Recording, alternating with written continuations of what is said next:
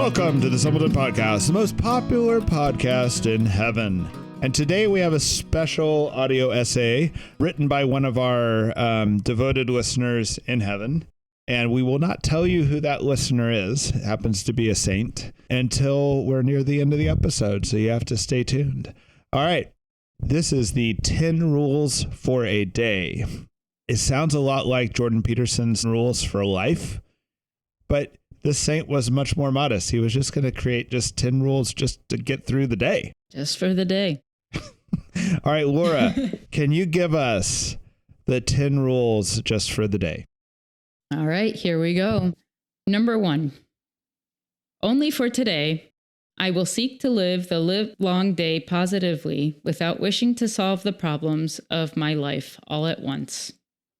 Number 2, only for today, I will take the greatest care of my appearance. I will dress modestly. I will not raise my voice. I will be courteous in my behavior. I will not criticize anyone. I will not claim to improve or to discipline anyone except myself. Number 3, only for today, I will be happy in the certainty that I was created to be happy, not only in the other world, but also in this one. Number 4, only for today, I will adapt to circumstances without requiring all circumstances to be adapted to my own wishes. Number 5, only for today, I will devote 10 minutes of my time to some good reading, remembering that just as food is necessary to the life of the body, so good reading is necessary to the life of the soul. 6, only for today, I will do one good deed and not tell anyone about it. 7, only for today, I will do at least one thing I do not like doing, and if my feelings are hurt, I will make sure that no one notices. 8, only for today, I will make a plan for myself. I will not follow it to the letter, but I will make it, and I will be on guard against 2 evils, hastiness and indecision. 9, only for today, I will firmly believe, despite appearances, that the good providence of God cares for me as no one else who exists in this world. 10, only for today, I will have no fears. In particular, I will not be afraid to enjoy what is beautiful and to believe in goodness. Indeed, for 12 hours, I can certainly do what might cause me consternation were I to believe I had to do it all my life. To conclude, here's an all-embracing resolution. I want to be kind today and always to everyone. All right. Praise be to God. Amen. Yeah. Let's kind of talk about this, big picture wise, and then maybe talk about individual points here. Mm-hmm. Do you have any thoughts right off? Well, I think the thing that most stands out is the focus, obviously, on only for today. And I think, I struggle with this. And I think a lot of Catholics struggle with this, and maybe in my circle, having a sort of you want to think about the ideal life, and what life should be like and the future. But when it comes down to the nitty gritty of doing laundry without resenting your family, that's actually very difficult, Yeah, I think that's all kind of summed up also in that very first one. Only for today, I'll seek to live the livelong day positively without wishing to solve the problems of my life all at once. But we spend a lot of time thinking about the whole life, Right. Yeah. And there's a lot of heartache about your life not being able to get fixed within a day, and I feel we work with a lot of people whose life's in a pretty deep hole. Due to a lot of historically bad decisions. And there's this depression where it's I can't get out of this hole. But really they can. It's just going to take 18 months. Yeah. Before they can really feel like they've made great progress, Yeah. Yeah. But they want it to happen in 2 days. Yeah.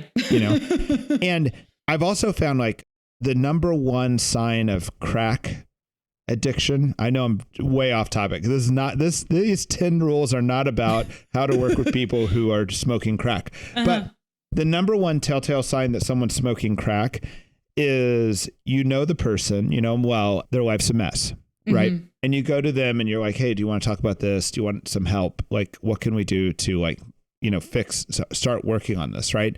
Mm-hmm. And the crack, if they've been smoking crack, what they're going to do is they're going to say, don't worry about it. I already applied for a job. I've got this lead on housing. This is working out and this is working out. And I got some money coming in.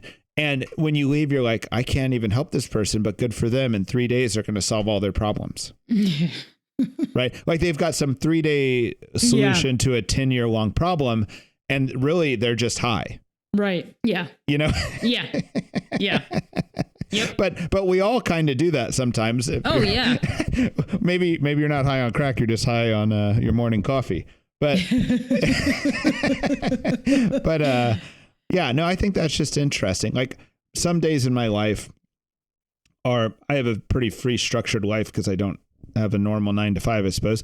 But like some days are just like written for me. It's like, here's 4 emergencies and you should have done this yesterday and you have to do all this work today and now go, Yeah.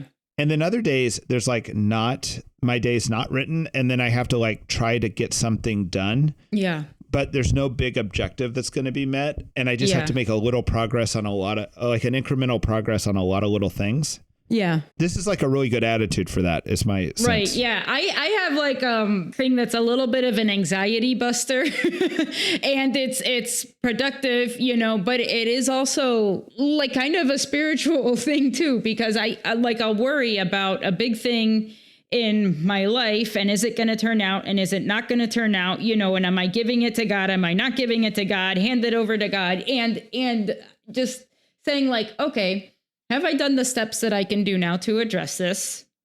Yes, no, do the steps. Yes. Okay. Now just give it to God because you literally cannot do another thing, about it right now.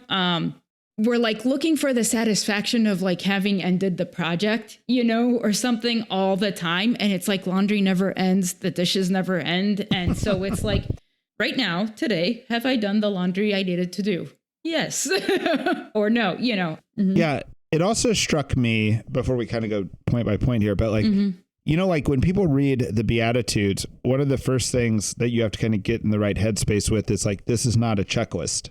Yeah. There's a couple things in these 10 that kind of are a checklist. Like saying like do the 10 minutes of reading or whatever. Right. Yeah. Right.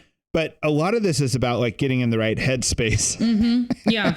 And the right attitude for the day, but like if you said, hey, Clark, write 10 rules for people's days or for your own day, I'd be like, get more than 6 hours of sleep.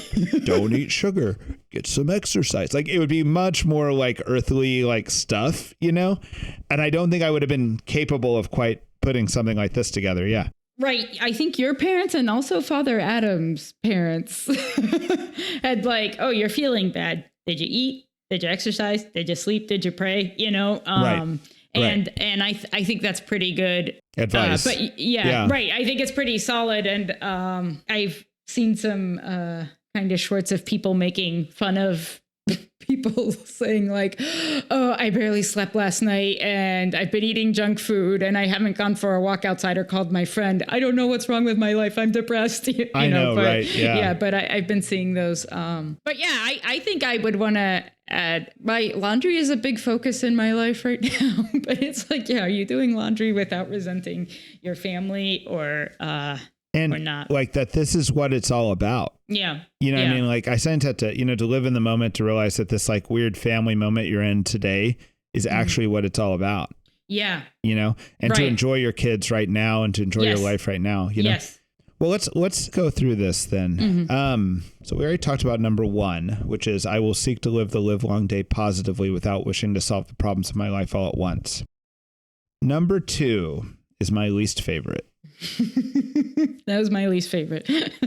How about you read it again? Okay. Only for today, I will take the greatest care of my appearance. I will dress modestly. I will not raise my voice. I will be courteous in my behavior. I will not criticize anyone. I will not claim to improve or to discipline anyone except myself. I've got 2 reasons why this isn't my favorite, but what's your reasons? Oh, well, mine. Okay. Well, one is like, I think I need to discipline my kids. And I do raise my voice at my children and I don't like doing that. So that is good. That is a good thing to commit to.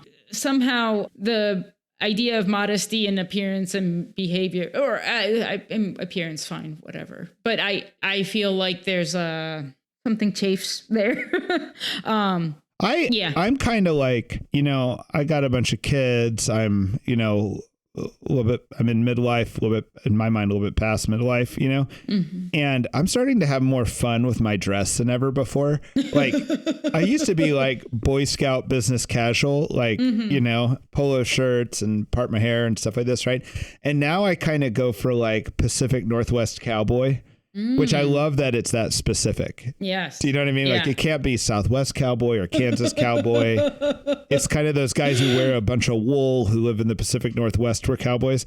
Like that's my like new kind of like play acting right now I do.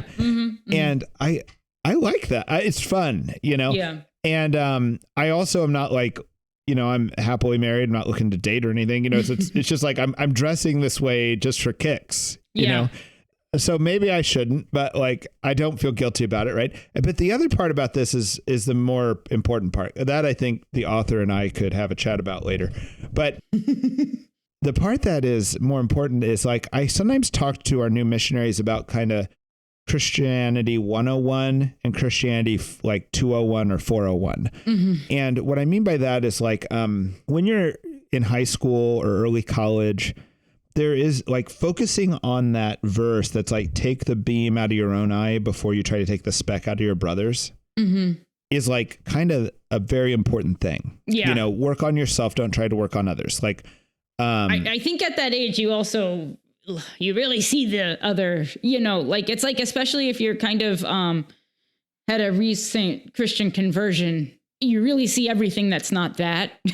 And you're very eager about it, but that's true. I'm sorry. Go. No, you're right. You're right. Yeah. I think you're right. I think though that like, it is the right focus, right, to correct yourself and not others.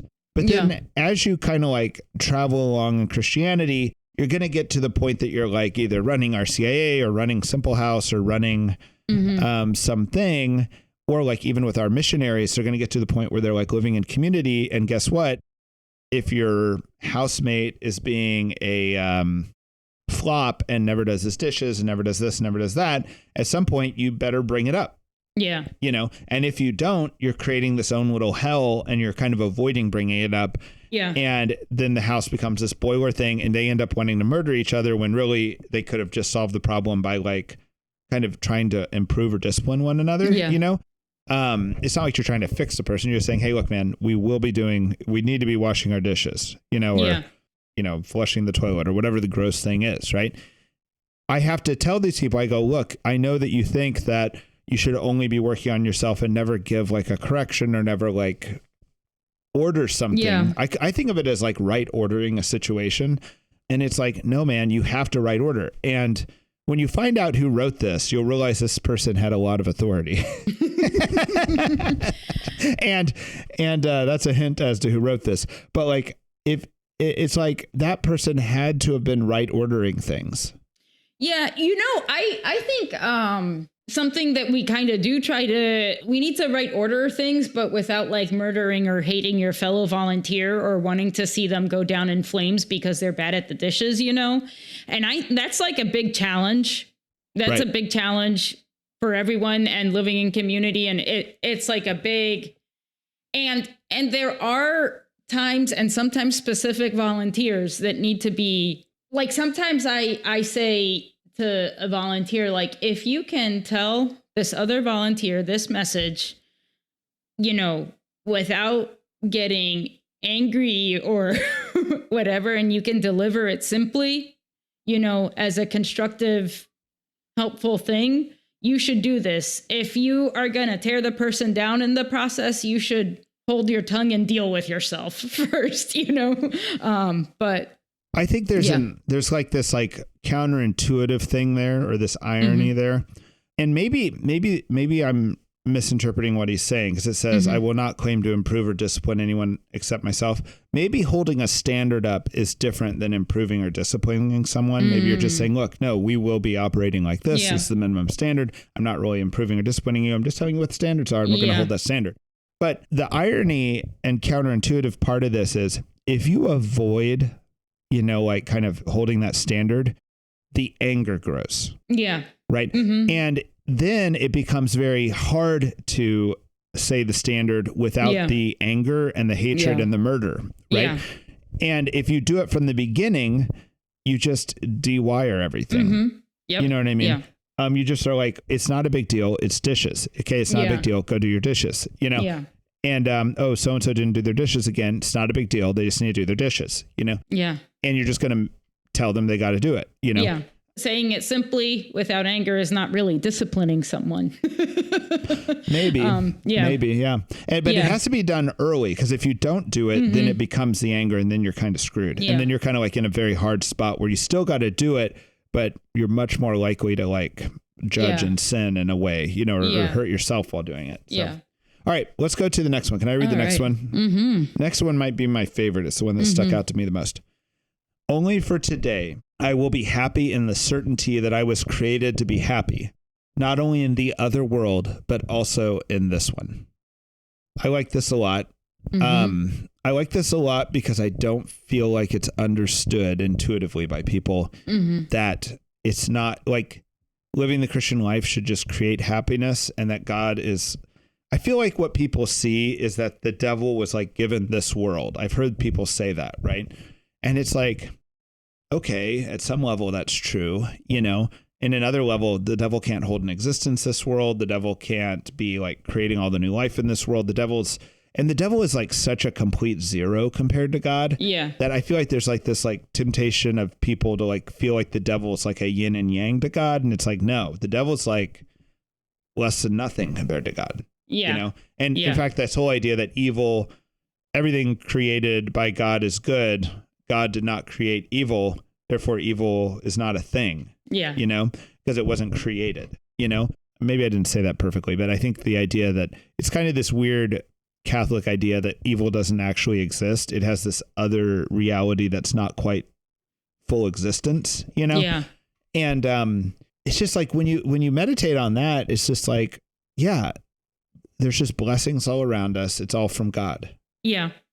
It's like promised in the Bible that if we like turn our life over to God, we will receive it back 100-fold, Right. And to me, that means blessings and happiness. And I don't know, but it does seem to be a common thing we need to straighten out. Yeah.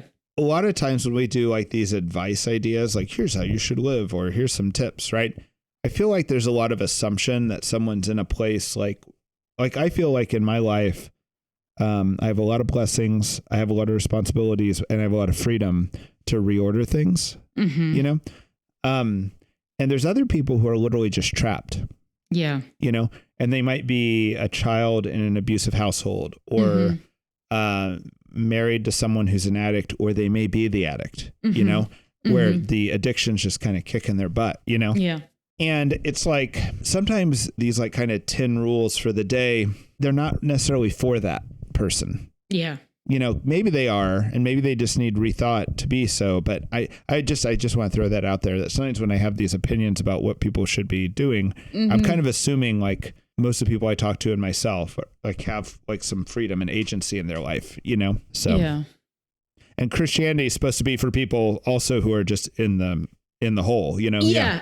You and I are both in situations where we have a lot of agency to maximize happiness and well-being and thriving in our lives, right? And thank you, Jesus, for that. I do think a modern mistake or something that seems to plague us is that our circumstances, determine our happiness, and I think we need to reject that wholeheartedly. That's interesting the way you put that, because it's like our circumstances determine our happiness. And that is the way it sometimes, that's a trap. Like, people feel that way, but it's like, well, think of your broader circumstances. Your broader circumstances is you're created by God, loved by God, sustained by God, loved by Jesus. He can be there with you in this moment, inside you in this moment. Yeah. Like you can be free in your mind and heart. Like there's all this like interesting, like broader circumstance that we ignore when we feel like, the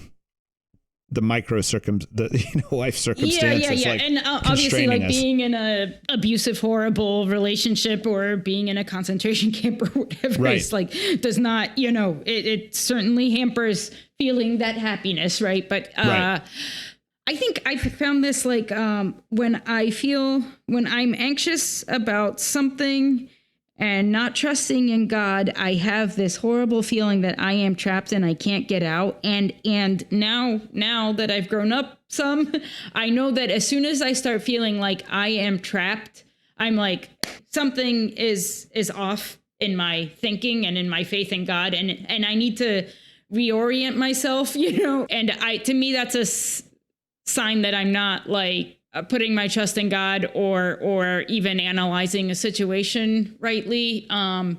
People are in circumstances where like their options are a lot more limited than mine are for sure. But there's like always an option to turn to God. And I think like at a Simple House, it's like when we help people in ministry, we're kind of trying to open up their options, to thrive and be happy. And right. So I do think like the material things like do matter and we can work at them. But yeah, I don't know. Maybe I'm like nitpicking at what you're saying a little bit. No, I think you're right. How about you read number 4, because it's strangely is like we've been foreshadowing what the number 4 is. Go ahead. All right. Only for today, I will adapt to circumstances without requiring all circumstances to be adapted to my own wishes. I love that. There's this thing about kind of being obedient to reality or obedient to the available reality in front of you. That's just like, you just got to get over that. Yeah. This is the situation you're in. Yeah. Yeah. I don't have any. I like that one. That's one of my favorites, but I have no commentary. Oh yeah. I think just in like thinking about child rearing, and I think a lot of us are tempted to a lot of like the world should be this way. And I think, kind of liberals and conservatives might have both, ideas that, but it just isn't, but the specifically though, the desire for like safe spaces, et cetera, as opposed to like, let's make people resilient, is a weird cultural thing that we're doing right now. Right. Yeah. You want to go for the next one? Yeah. So 10 minutes of reading. Good reading is necessary to the life of the soul. Yes. Can I replace that with like listening to a good podcast or something? Yes, I think you can, but I think it's the Simpleton Podcast would not count though. Exactly. No, I think if you're choosy about your podcast, yeah. I just find like I read a lot more when I was, younger and single and stuff, and now I just like I listen a lot more than I read. Yeah. I kind of think 10 minutes though, anyone can do that. So it's not like, I almost take that as a little bit of a challenge and correction to make sure I get at least 10 minutes in a day. Yeah. I think, this is common, but I think a lot of people, for me, it's like trying to, if I'm in my room, but not ready to go to sleep, can I do something fruitful, even mildly fruitful, instead of looking at my phone? That's like a challenge for me. But or if it's on my phone, it could be, not looking at shorts or reels. I read a little like article, and I have no sites, and I'd love to know more about this. So if you're in the audience and you have more info about this, please send it. I read something that was along the lines of like anthropologists or psychologists joke about how weirdly fundamental reading is. And what they meant by that was like, I think what they meant by that was like, if you tell someone, do you see that sign? Don't read it. They can't not read it. Yeah. Not just because it's just like, it's like if you see the words, you just get the meaning, Yeah. And what's weird about that is like, it's not like with the evolutionary idea of how people were created. You weren't created to be reading books. Yeah. But reading is so natural that it's like you almost can't not do it, even when the words are presented to you, and that's just kind of interesting, Yeah. Anyway, that's an aside. All right, let's get back to it. All right. Only for today is number 6. I will do one good deed and not tell anyone about it. So don't post it on Facebook. Yeah. I try to get myself to be greedy that if I did something, it won't get out, because I feel like then my reward's in heaven. And if people say good job or whatever, I get I try to get myself a little bit pissed that I'm getting my reward now, and I don't want that. Yeah.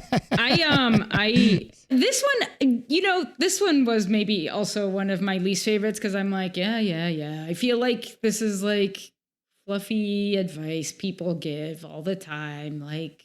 But there's actually a really weird genre of like video right now where it's like, oh, here I am. This homeless man is on the ground and we're going to help him out, and send me some money so we can help more homeless people like this. Hey, man, how you doing? And they're having this like very human connection, and he's really helping him. But he's like, the whole thing is on video. And I'm like, what the hell is this? Right. And it's like very yucky to me. But people love it. People find it very inspiring. The comments are like, oh, this is so good. And I'm like, what is this?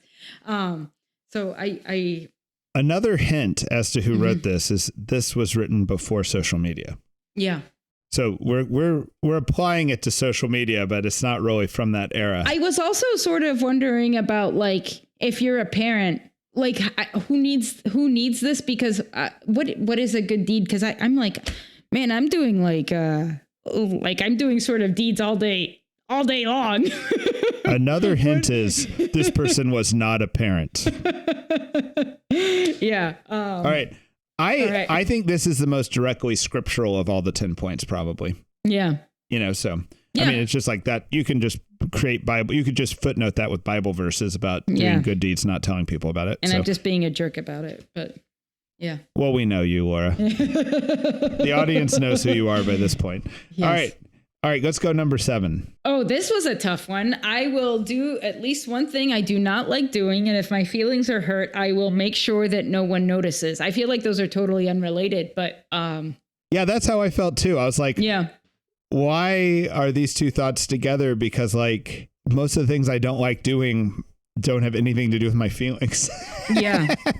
Unless maybe it's like apologize, or maybe a lot of the things he had to do that he didn't like had to do with things that were interpersonal, not like, changing diapers or something like this, Right.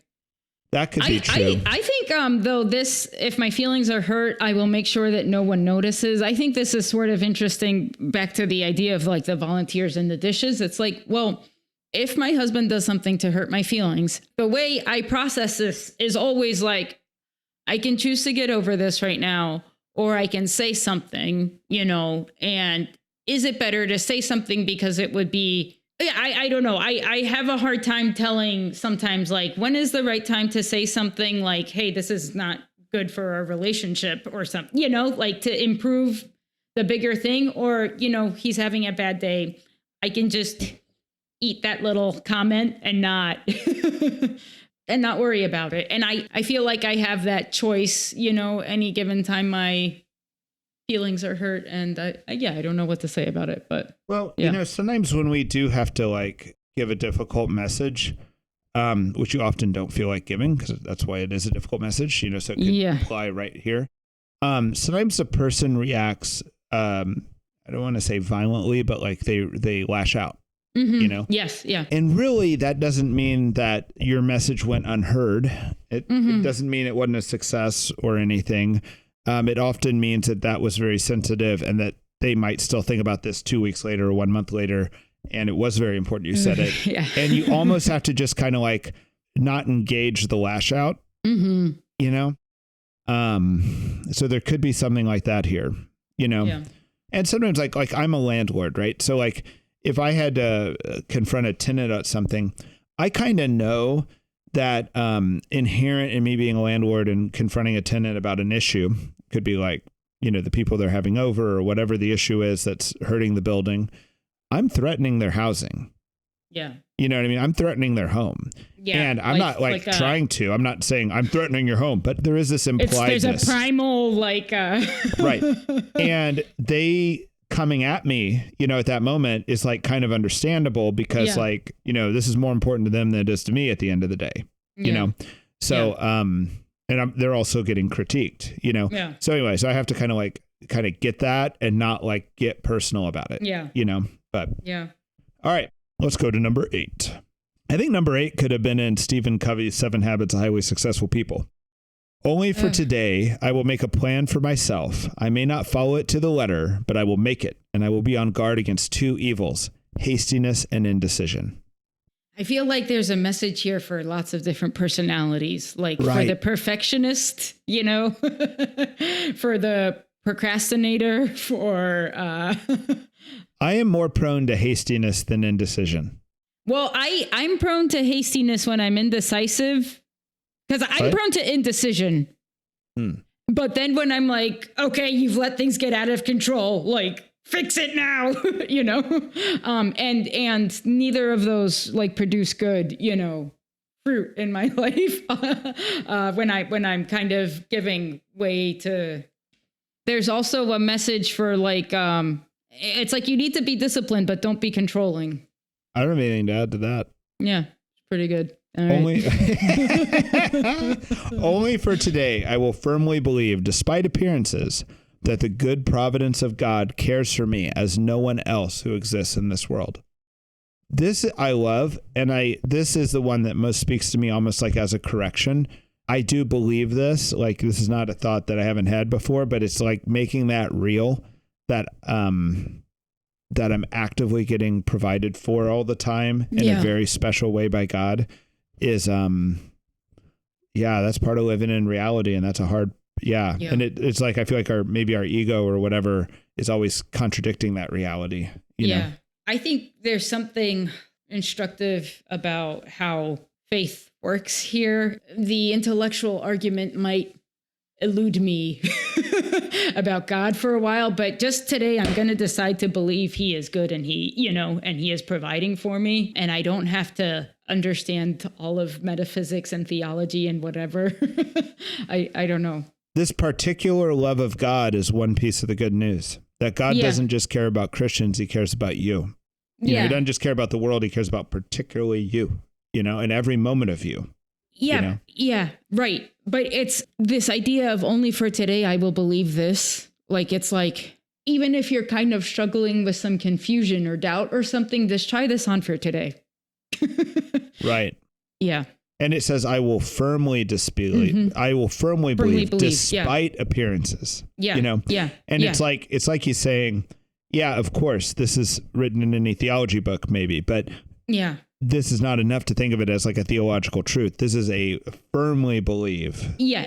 But it's something that you have to practice. There's something that you have to do about it right now, even if you don't have the whole big scheme figured out.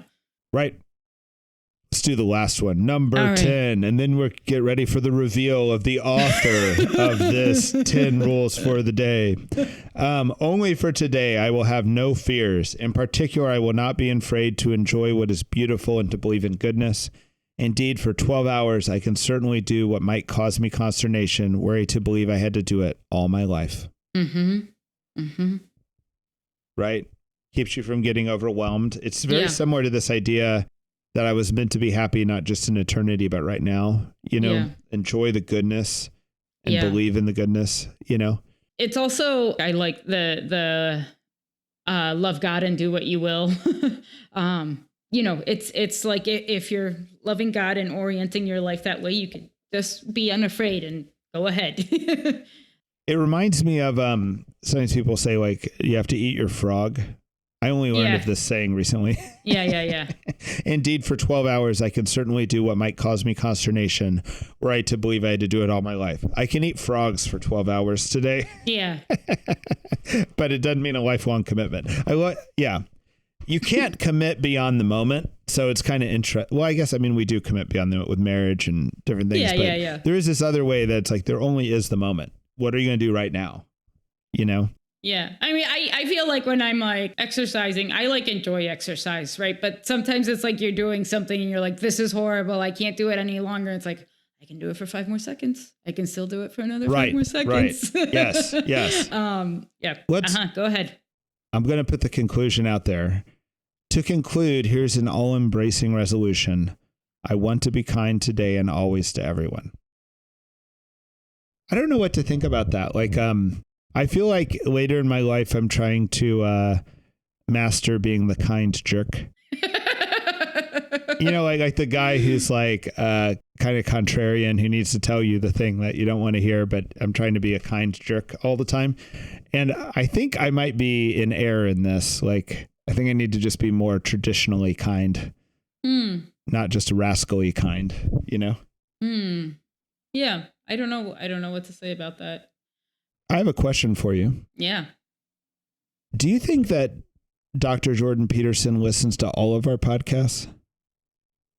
I know he missed a few. Okay, so you know he's not listening to all. I think if in the next year you see him come out with a new book called 10 Rules for the Day, you're going to know where it came from. Yeah. And I hope he gives proper credit to the saint who wrote this. Yes. So should we go over the hints on who this is for people playing along? Do you have any hints for them, Laura? Well, I thought some of it felt like a little old fashioned and some of it felt very modern. And I felt like it felt very modern. Yeah. I did not feel like, I don't see something like this being written in the like 1800s. No. Right. More recent than that. That'd be my sense, right? And then another hint is there's a number after this person's name. This person had a lot of authority and had no children, you already said. Yeah. This person is, do you want to say it, Laura? John the 23rd.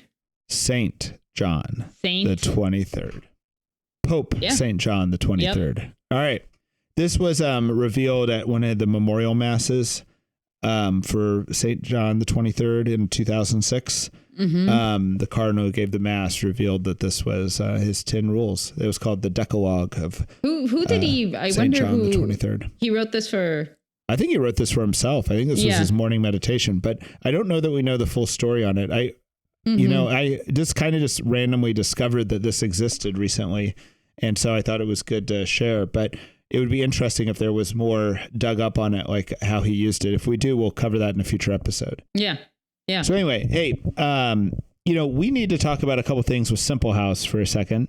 Everyone listening to this, please consider making small monthly donations to Simple House. We have a donor. You can also make medium-sized donations if you want to. I mean, make whatever size, but regular monthly donations are important. That they're very important for us, just as like a way to help us operate, as opposed to one-time donations. But the other big thing is all new monthly donors are 100% matched by a special donor we have, and they're matched for a year. So if you give $20 a month, that's $240 a year, but it's $480 after the match. So please consider giving. You can do that through our website. You can do that via checks. You can do that through your bank. So I want to say that. Also, we are in the middle of recruiting season right now. If you know some people who would be good Simple House missionaries, maybe even they're not new college grads, but they're more experienced, but they want to come, please tell them about Simple House. Please have them reach out or even give their name to us and we'll reach out to them. Yep. All right. Like, subscribe, and comment. Talk to you later. See you, Clark. Good to see you, Laura. Talk to you later. Bye.